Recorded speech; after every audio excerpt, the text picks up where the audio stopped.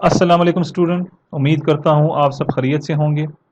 आज हम database management system का लेक्चर नंबर 3 स्टार्ट करेंगे, मगर लेक्चर नंबर 3 पर जाने से पहले आपको मैं ओवरव्यू देता जाऊँ प्रीवियस लेक्चर नंबर 2 का, जिसमें हमने जो टॉपिक डिस्कस किए थे। पहला जो टॉपिक था वो डेटा एंड इंफॉर्मेशन का था।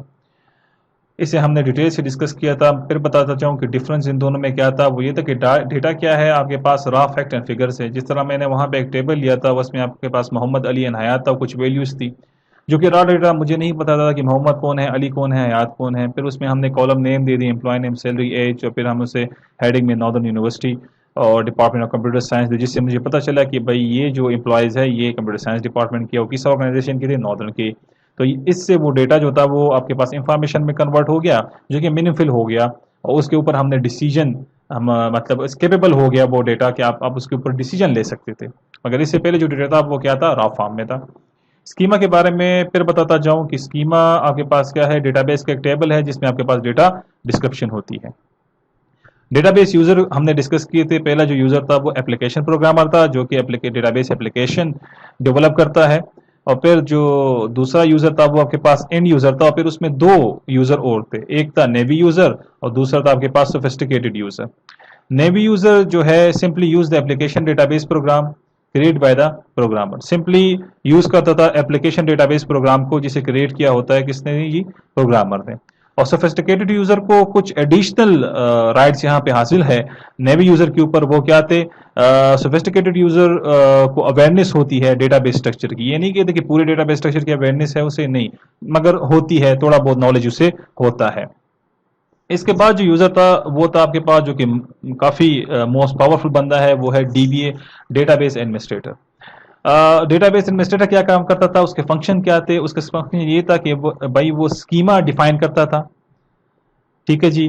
और बैकअप मतलब मेंटेनेंस की अगर हम बात करें तो उसके रेगुलर मेंटेनेंस जो वो करता था, वो उसमें backup, monitoring disc space and monitoring job running, ये उसके फंक्शंस थे। स्कीमा सबसे जो इंपॉर्टेंट फंक्शन उसका है वो है स्कीमा डिफिनीशन, मगर साथ में वो बैकअप भी लेता है, साथ में वो डिस्क स्पेस को भी मॉनिटर करता है, और साथ में वो जो जॉब्स रनिंग पे होते हैं उन चीजों को भी वो क्या कर रहा होता है जी, मेंटेन कर रहा होता है। अगर आपको याद हो डेटाबेस एनवायरनमेंट का जो हमने लास्ट में डायग्राम डिस्कस किया था, तो उसमें मैंने इंट्रैक्शन शो की थी। तो डीबीए इंटरेक्ट कर रहा था, अगर आपको याद हो तो एप्लीकेशन प्रोग्रामर के साथ भी डेवलपमेंट में हेल्प कर रहा है, और साथ में वो डेटाबेस डिजाइनर की भी डिजाइनिंग में हेल्प कर रहा था। इसलिए ये बड़ा पावरफुल, मोस्ट पावरफुल यूजर था। चौथा जो टॉपिक हमने डिस्कस किया था कि cost involve in database system. तो बात तो क्लियर है कि जब आप मैनुअल से डेटाबेस की तरफ आ रहे हैं तो पहली बात स्पेशलाइज सॉफ्टवेयर आपको चाहिए थे, स्पेशलाइज आपके पास हार्डवेयर चाहिए थे। मैनुअल से अगर आप मतलब डेटाबेस के ऊपर तरफ आ रहे थे तो बात यहाँ पे क्लियर कि आपने तमाम एंट्रीज फिर करनी थी, ठीक है जी। और बैकअप एंड रिकवरी के लिए आपके पास स्पेशलाइज स्टाफ का होना भी लाजमी था, ठीक है जी। तो ये पिछले कोर्स का, पिछले जो लेक्चर नंबर 2 था उसका ओवरव्यू था, और हम अभी जो लेक्चर नंबर 3 है उसके ऊपर मूव करते हैं।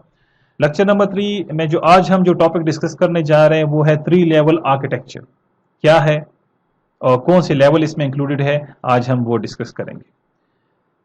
3 level architecture, 3 level schema or architecture, ठीक है जी। Define the data when using database, define करता है डेटा को जब हम डेटाबेस यूज करते हैं। The user at each of each level is different, तीनों लेवल के यूजर डिफरेंट है। The model refer to the structure of database not the data store in it. ये जो मॉडल है रिफर करता है, ये मॉडल स्ट्रक्चर ऑफ डेटाबेस के बारे में है, इसके बारे में नहीं कि डेटा स्टोर उसमें किस तरह है या डेटा किस फॉर्म में स्टोर है। डेटा से हमारा यहाँ पे कंसर्न नहीं है, ये स्ट्रक्चर की बात हो रही है, किस चीज की भाई, डेटाबेस की। Each level of user interact with data on their on level. Her level का यूजर इंटरेक्ट करेगा डेटा अपने लेवल के ऊपर, मतलब हर लेवल, मतलब लेवल की अगर हम बात करें ना, यहाँ पे अगर आपको मैं सिंपल समझा दूं कि अगर आप एक वेबसाइट के ऊपर है तो उस पर एक एडमिन साइड है, एक आपके पास जो है कस्टमर की साइड है, जो यूजर आ रहे हैं। तो अब अगर यूजर का व्यू देखे यहाँ पे, तो यूजर आइटम ले रहा है, आइटम परचेज कर रहा है, ठीक है जी, या आइटम कार्ड में ऐड कर रहा है। मगर एडमिन साइड पे क्या हो रहा है जी, वो आइटम डिलीट भी कर सकता है, अपडेट भी कर सकता है, एडिट भी कर सकता है। ये व्यू की मैं बात कर रहा हूँ कि आप यहाँ पे जो इसने बात की ना, each level of user interact, हर लेवल ऑफ यूजर इंटरेक्ट करेगा with data on their on level अपने लेवल के ऊपर। ठीक है ना बेटा, तो ये वही लेवल है कि यूजर अगर वेबसाइट के ऊपर आ रहा है तो वो अपने लेवल के ऊपर डेटा को देख रहा है और उसी लेवल के ऊपर डेटा को डील कर रहा है। मगर एडमिन जब आ रहा है तो एडमिन अपने साइट के ऊपर अगर उसका देखे तो वो एडिट क्या कर रहा है, ऐड कर रहा है, रिकॉर्ड को डिलीट कर रहा है, अपडेट कर रहा है, उसका लेवल डिफरेंट है, यूजर का लेवल डिफरेंट है। तो हर यूजर का लेवल अपने लेवल के मुताबिक डेटा को क्या करेगा, देखेगा, उसके साथ इंटरेक्ट करेगा। यहां तक क्लियर। ऑब्जेक्टिव जो है थ्री लेवल आर्किटेक्चर का, उसमें द बेसिक थिंग जो है वो ये है कि it separate user view from the physical representation.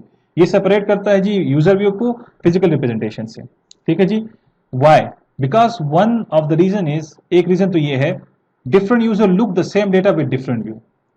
मुख्तलिफ यूजर देखते हैं एक डेटा को जो सेम डेटा होता है मगर उनके व्यूज डिफरेंट होते हैं। ठीक है ना। किस तरह? आपको अब डेट ऑफ बर्थ है तो डेट ऑफ बर्थ अगर आप नीचे एग्जांपल देंगे, consider the view of date of birth of student among different group, examination section and library section. इसमें अगर आप देखें तो डेट ऑफ बर्थ का व्यू एग्जामिनेशन में और लाइब्रेरी में अलग-अलग है। एग्जामिनेशन में बड़ा इंपॉर्टेंट रोल अदा कर रहा है क्योंकि आपकी डेट ऑफ बर्थ चेक होगी, आप ओवर एज तो नहीं है, अंडर एज तो नहीं है। मगर लाइब्रेरी सेक्शन में डेट ऑफ बर्थ की इतनी वैल्यू है ही नहीं आपके पास। तो यहां पे आपको बात क्लियर हुई, because of one reason, different user look, मुख्तलिफ यूजर देखते हैं the same data with different look, same data को डिफरेंट व्यूज के साथ।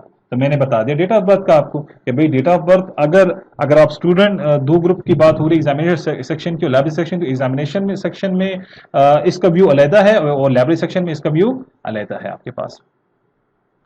Secondly, this three-level schema provide the facility to store the data in single format, के store करे data को single format में, but can provide multiple view to the user. अगर आप database में काम कर रहे हैं तो डेटा सिंगल फॉर्मेट में ही डेटा में स्टोर हो, डेटाबेस में स्टोर हो रहा है, जो कि हम प्रैक्टिकली करेंगे भी।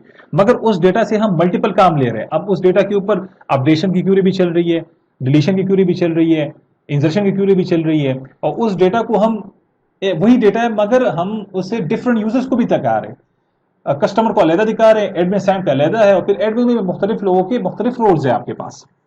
Sometime we need to make a change in data format. अगर हम चेंज करना चाहें तो चेंज इन यूजर लेवल या चेंज इन स्टोर लोकेशन, दो लेवल, या यूजर लेवल पे या स्टोर लोकेशन में। So by splitting these level it is easy to make these changes. अगर हम स्प्लिटिंग करते हैं लेवल का तो ये चेंजेस हमारे लिए बड़ी सिंपल हो जाती है। अगर हम स्प्लिट नहीं करेंगे तो ये चेंजेस फिर हमारे लिए बड़ी मुश्किल होगी, आगे आपको समझ आएगा। थ्री लेवल आर्किटेक्चर पे अगर देखें तो external level, conceptual level, internal level और फिजिकल डेटा ऑर्गेनाइजेशन डेटाबेस। तो यहां पे इंटरनल स्कीमा यूज हो रहा है, कंसेप्चुअल स्कीमा, और ये यूजर इंटरेक्ट कर रहे हैं। ठीक है जी।